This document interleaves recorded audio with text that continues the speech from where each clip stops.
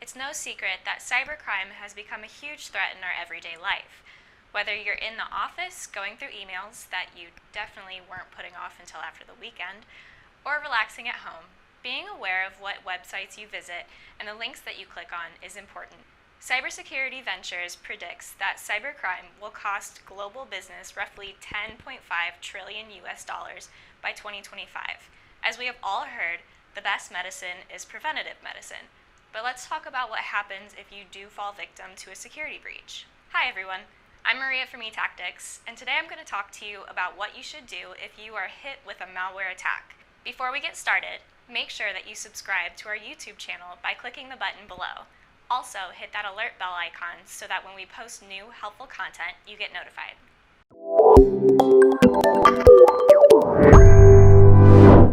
So, I guess I should start with the basics. Like, what is malware, and is it as scary as it sounds? Malware is software that's coded with the intent of causing harm to a user, system, or network. For example, in 2018, a type of malware called Emotet was defined by the U.S. Department of Homeland Security as one of the most dangerous and destructive malicious softwares at the time. It was used in cases of financial information theft, and at its peak, infected about 1.5 million computers around the world, and caused an estimated $2.5 billion US dollars in damages. So yeah, it's as scary as it sounds.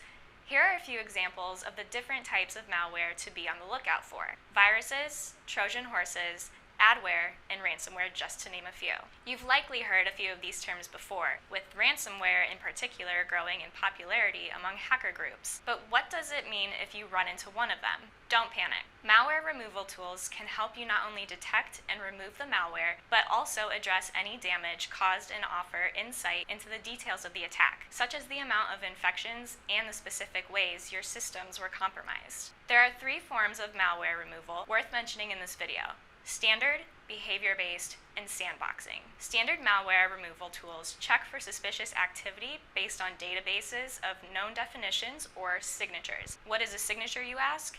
A signature is what outlines what the malware does and how to identify it. But what if the malware changes its signatures? Then that's where behavior-based malware tools come into play. This solution is developed with embedded intelligence that can consider deviations from the original malware signatures and is capable of identifying possible threats contained in incoming files. The last method I want to mention, sandboxing, is great at catching malware in the act. This tool allows users to run programs and open files in an isolated testing environment, which limits its access to a small set of programs. If the file tries to access different resources, the sandbox is then able to block and terminate it. These removal tools, while they are smart ways to protect you and your organization from cyber attacks, aren't necessarily a foolproof solution. It's important for companies to understand that training and education are also key to keeping sensitive information safe. If you'd like to learn more about malware removal tools and prevention, reach out to eTactics.